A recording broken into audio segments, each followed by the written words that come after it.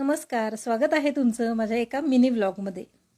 आज आपण भरपूर लेयर असलेली खमंग खुसखुशीत अशी आळूवडी करूयात।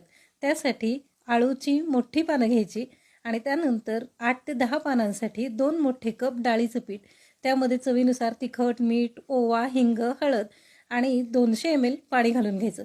हे भिजत बाजूला ठेवायचं आणि आळूची पानं अशी पालथी घालून त्याचा शिरा मोडून घ्यायचा। एक लाटणं फिरवलं की सगळ्या शिरा चपट्या होतात, म्हणजे आपली वडी एकसारखी प्लेन होते। त्यानंतर हे पीठ असं पसरायचं, एक एक चमचा पीठ एक एक पानावर पसरायचं आणि असे रोल करायचे।